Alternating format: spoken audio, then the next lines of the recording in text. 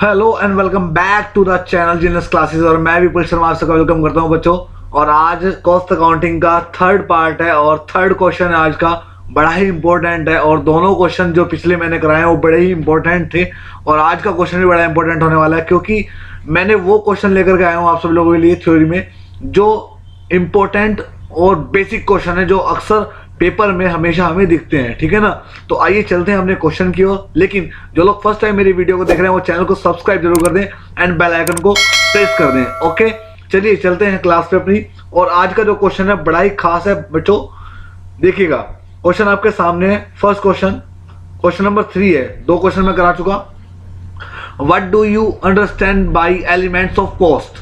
Explain different element of cost, यानी कि लागत के तत्व से आप क्या समझते हैं। लागत के विभिन्न तत्वों की व्याख्या कीजिए। बच्चों कुछ बच्चों की ये चॉइस थी कि सर हिंदी में भी बता दीजिए, तो आज मैं हिंदी और इंग्लिश कॉम्बिनेशन में बताऊंगा।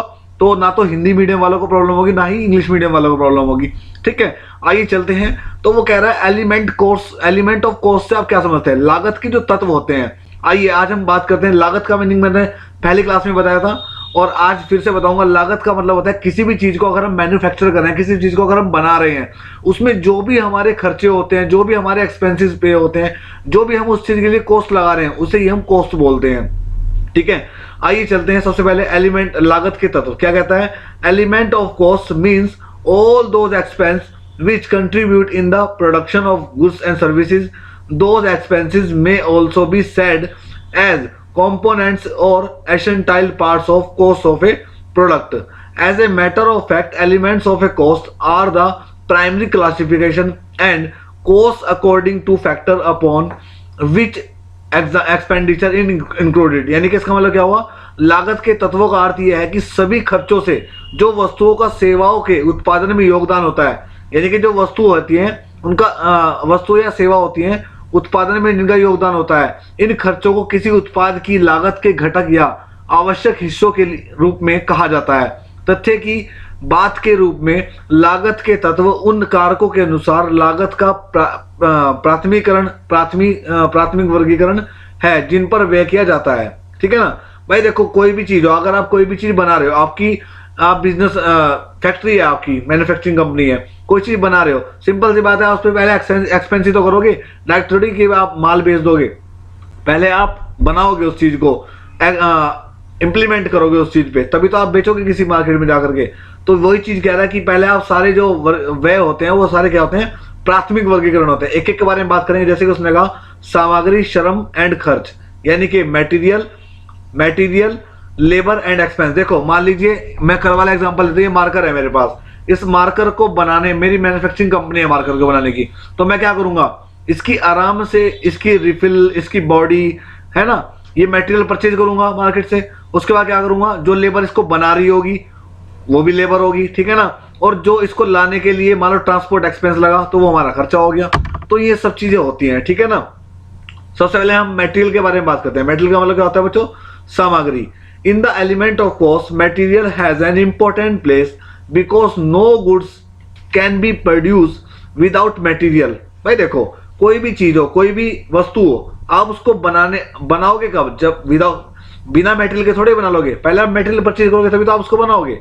Then material cost is usually a larger part of the total cost of a product. यानी कि कोई भी आप प्रोडक्ट बनाओगे तो ऐसा तो है नहीं कि सिंपल एक प्रोडक्ट बनाओगे, आप एक प्रोडक्ट की कई सारी क्वांटिटी बनाओगे। तो उस पर जो भी आप क्या करोगे, जो भी एक्सपेंस मटेरियल, जो भी मटेरियल परचेज करोगे वो आपकी टोटल कॉस्ट के अंदर आ जाता है। वो भी इसमें क्या होता है, दो तरह के मटेरियल होता है। एक तो होता है आपका डायरेक्ट मटेरियल, यानी कि प्रत्यक्ष सामग्री। डायरेक्ट मटेरियल क्या होता है बच्चों, the material which is directly used in the production and which become in an integral part of the finished goods in term as direct material। and direct material क्या होता है बच्चों, कि जो सारा मटेरियल आप डायरेक्ट प्रोडक्शन में, आप डायरेक्ट उत्पादन में उसके इंटीग्रल्स, उसके अंदर अंदरूनी पार्ट को बनाने के लिए यूज करते हैं, तो वो आपका डायरेक्ट मटेरियल के अंदर आता है। ठीक है ना, जैसे कि इसने एग्जांपल दिया, sugar is manufacturing by sugar cane, furniture by timber, लकड़ी द्वारा फर्नीचर बनाया जाता है, क्लॉथ बाय यार्न एक्सेट्रा। ये सब क्या है, आपके डायरेक्ट मटेरियल के एग्जांपल है बच्चों। इसमें दिया भी हो क्या क्या चीजें दी, जैसे कि the material which is use directly in production like sugar cane in sugar industry, timber in chair, है ना भाई। देखो शुगर जन चीनी जो होती है वो चीनी इंडस्ट्री में बनती है, चीनी की मिल में बनती है। चेयर जो है, लकड़ी की चेयर जो है वो कहाँ बनती है, लकड़ी की टिम्बर से बनती है, पेड़ों को काट करके बनती है। जैसे कि लिखा हुआ है वह सामग्री जो सीधे उत्पादन में प्रयोग की जाती है, जैसे चीनी उद्योग में गन्ना, बिल्कुल ठीक कहा, और कुर्सी या टेबल में लकड़ी, ठीक है ना, शर्ट में कपड़ा, भाई बिल्कुल सेम बात है ना। तो ये क्या हो गया, डायरेक्ट मटेरियल यूज हो रहा है एकदम। बी आता है material purchase for specific job और ऑर्डर, यानी कि मटेरियल परचेज किया आपने स्पेशल किसी ऑर्डर के लिए, स्पेशल किसी आदेश पर किया, किसने आपको ऑर्डर दे दिया उस पर आपने परचेज किया, है ना। तो फॉर एग्जांपल जैसे ब्रिक्स होगी एंड सीमेंट हो गया, are purchase for construction work, सड़क बनाने के लिए आपने सीमेंट फैक्ट्री का निर्माण किया, बनी। जैसे कि लिखा हुआ विशिष्ट नौकरी आदेश के लिए सामग्री की खरीद, उदाहरण के लिए निर्माण कार्य के लिए आपने ईंटें और सीमेंट खरीद दिया, ये आपका क्या आ गया, स्पेसिफिक पर्पज के लिए। उसके बाद सी आता है the product of a process which become the raw material for the next process, for example in the cloth mill the product of the spinning process become the direct material of the whining process, यानी कि एक प्रक्रिया का उत्पादन जो अगली प्रक्रिया के लिए कच्चा माल बन जाता है। उदाहरण के लिए एक कपड़ा मिल में कताई प्रक्रिया का उत्पादन बुनाई प्रक्रिया की प्रत्यक्ष सामग्री बन जाती है। उसके बाद material which is issued from the store of completing the production work, सामग्री जो उत्पादन कार्य को पूरा करने के लिए स्टोर में जारी की जाती है। ये तो हो गया हमारा प्रत्यक्ष के बारे में।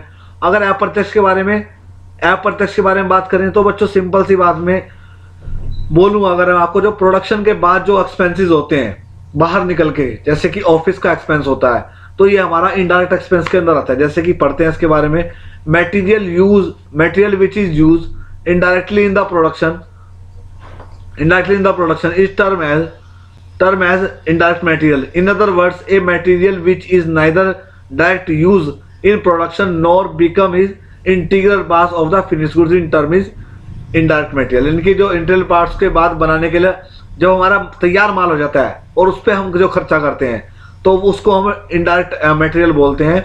The oil is use to keep off machinery in working order, the cloth is use in cleaning the machine part etcetera. जैसे कि हमने शर्ट्स बनाई थी, जो हमने, है ना, शर्ट का निर्माण हुआ था, मैन्युफैक्चर हुई थी, उनको वॉशिंग करने के लिए मशीन में वॉशिंग करवाई, उनको प्रेस करवाया उनको, है ना, और पैकिंग करवाई, हमारा किस में आ गया, हमारा इनडायरेक्ट एक्सपेंस, इनडायरेक्ट मटेरियल के अंदर आ गया, ठीक है ना। उसके बाद सेकंड है बच्चों हमारा लेबर को बोलते हैं हम श्रम, वेजेस भी बोलते हैं इसको हम। Labour is another important elements of cost. जब wages paid of the labour employed to production are included in the production cost as a labor cost. Like material labor can be divided into two parts, direct labor and indirect labor. तो ये हमें पता होना चाहिए बच्चों, ठीक है ना। जैसे हम किसी को मजदूरी देते हैं, वेजेस देते हैं काम करने की, तो वो लेबर ही होता है। तो अगर डायरेक्ट लेबर की बात करें, डायरेक्ट लेबर क्या होता है, डायरेक्ट लेबर होता है labour which are directly engage in production of manufacture of goods in term as direct labour. Simple words में अगर मैं बात करूं, it is the labor which can be specifically related to particular product, job, work or process. For example, labor employed to manufacture furniture, ठीक है ना, और to work on machine is labor, direct labor. तो direct labor क्या आ गया बच्चों, किसी की अगर हम फर्नीचर को अगर हम जो बना रहा है वो वर्कर के अंदर आ गया, ठीक है ना। That wages which can be allocation to cost center. उसके बाद अगर मैं बात करूं बच्चों इनडायरेक्ट लेबर के बारे में, तो ये क्या होता है भाई, तो इसके बारे में बात बताऊं मैं आपको। Labour which are not directly engage in production operation but which help in production operation is indirect labour, ठीक है ना। Such labour does not after the condition और composition of the product, wages paid to foreman, inspectors, है ना, या फिर time keeper, store keeper, gate keeper, ये सारे एग्जाम्पल किसके हैं। देखो है तो मजदूरी। अब देखो मान लो एक गेट कीपर खड़ा हुआ है, गार्ड खड़ा हुआ है, सैलरी तो वो उसको भी देंगे फैक्ट्री वाले, लेकिन क्या बात है, वो मजदूरी थोड़ी कर रहा, वो तो एक वर्कर अलग वे में आ गया, तो वो इनडायरेक्ट हो गया, है ना, या उसको ध्यान रखने वाला, है ना। तो ये सारे हो गया हमारे किसमें, इनडायरेक्ट लेबर में। तो आप इस चीज को आप ध्यान रखिएगा। एंड थर्ड पार्ट है बच्चों हमारा एक्सपेंस का। एक्सपेंस क्या है बच्चों, एक्सपेंस का मतलब होता है खर्चे या व्यय। तो खर्चे भी हमारे दो प्रकार के होते हैं, एक तो होते हैं डायरेक्ट एक्सपेंस, एक होते हैं इनडायरेक्ट एक्सपेंस। आइए इसके बारे में बात करते हैं। All expenses other than material and labour which are included in production, administration, selling and distribution are term as expense. सबसे पहले डायरेक्ट एक्सपेंस के बारे में बात करते हैं। क्या होता है? All expenses other than direct material and direct labour which can directly included in on the specific product job और a process of called is direct expense. ठीक है ना, यानी कि कोई भी नौकरी कर रहा है, कुछ भी है, तो वो क्या है? डायरेक्ट एक्सपेंस के अंदर आता है। इन अदर वर्ड्स अगर हम कहें, expenses which can be directly related to the cost of a particular product, यानी कि एक पर्टिकुलर प्रोडक्ट में जो भी हमारे स्टार्टिंग के एक्सपेंस होते हैं, यानी कि परचेज रिलेटेड एक्सपेंस होते हैं, वो हमारे डायरेक्ट एक्सपेंस होते हैं। जैसे कि आपने भाड़ा दिया, ट्रांसपोर्ट से माल आया, वो भाड़ा दिया, वो आपका डायरेक्ट एक्सपेंस के अंदर आएगा। ठीक है, आपने ड्यूटी दी, जैसे कि लिखा हुआ है, देखो ये रहा, एक्साइज ड्यूटी पेड किया आपने, रेंट पेड किया ऑफ इक्विपमेंट का, ठीक है, या फिर use specific production, fee of drawing design, ये सब किस में अंदर आता है बच्चों? डायरेक्ट एक्सपेंस के अंदर आता है। इनडायरेक्ट के अंदर अगर हम बात करें तो expenses which can be related to specific work, ये एक स्पेसिफिक वर्क के लिए होते हैं। जैसे कि आपने अपने वर्कर्स को सैलरी दी, ऑफिस की जो मैनेजमेंट संभालते हैं उनको सैलरी दी, लिखा हुई है कि several job product process or term is indirect expense. The benefit of indirect expense goes to more than one cost centre और units to remuneration paid to expert of the repairing the machine all the department example of indirect expense. ये सब किसके अंदर आते हैं बच्चों? Indirect के अंदर आते हैं। जैसे कि आपने मशीन ठीक करवाई तो इनडायरेक्ट के अंदर आ गया। ठीक है ना, ये चार्ट दिया, इसको आप वैसे पूरे का स्क्रीनशॉट भी ले सकते हैं, 1 by 1 करके। स्क्रीनशॉट बहुत जरूरी है लेना। ठीक है, ये आ गया element of cost, material, labour, expense. Material भी दो प्रकार के होते हैं, लेबर भी दो प्रकार के, एक्सपेंस भी दो प्रकार के। मैंने बताया डायरेक्ट इनडायरेक्ट और डायरेक्ट इनडायरेक्ट के बारे में। बाकी अगर प्रत्यक्ष लागत के बारे में बात करते हैं तो इसको आप पढ़ लेना।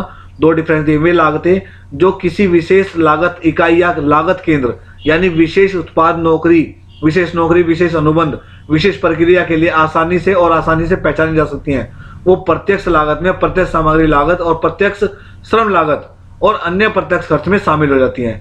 और अप्रत्यक्ष लागत क्या होती है बच्चों? लिखा हुआ है दूसरी ओर उन लागतों को प्रतिनिधित्व करते हैं जो सामान्य प्रकृति की होती हैं, जिसे किसी विशेष लागत इकाई या लागत केंद्र के साथ आसानी से पहचाना नहीं जा सकता। ठीक है ना, इसका आप स्क्रीनशॉट ले लें, आप पढ़ लीजिएगा, नोट्स प्रिपेयर कीजिएगा इसके। ये इंग्लिश के हैं नोट्स और ये हिंदी के हैं। ठीक है, यहाँ ले लीजिएगा नोट्स पॉज करके वीडियो को, और यहाँ ले लीजिएगा पॉज करके। ठीक है ना, इसके पूरे के आप नोट्स बनाइएगा। बहुत अच्छा क्वेश्चन है बच्चों, अक्सर देखा गया इस क्वेश्चन को। मैं इसकी गारंटी दे सकता हूँ 100% क्वेश्चन के आने की, 100% श्योरिटी दे सकता हूँ मैं इसके आने की। ठीक है ना, तो ऐसे ही क्वेश्चन को देखने के लिए आप चैनल को सब्सक्राइब जरूर कर दें एंड बेल आइकन को प्रेस कर दें। अब मिलते हैं हम आपसे नेक्स्ट क्लास में क्वेश्चन नंबर 4 के साथ, जो भी इंपॉर्टेंट क्वेश्चन होगा। ठीक है, अगर मेरे क्वेश्चन अच्छे लग रहे हो आपको, चैनल को सब्सक्राइब करें, बेल आइकन को प्रेस करें एंड वीडियो को लाइक करे बिना कोई मत जाना, शेयर करे बिना कोई मत जाना एंड कमेंट जरूर करके बताइए कैसा लगा आपको क्वेश्चन। ठीक है, चलिए मिलते हैं नेक्स्ट वीडियो में। थैंक यू सो मच, तब तक के लिए bye and take care all of you.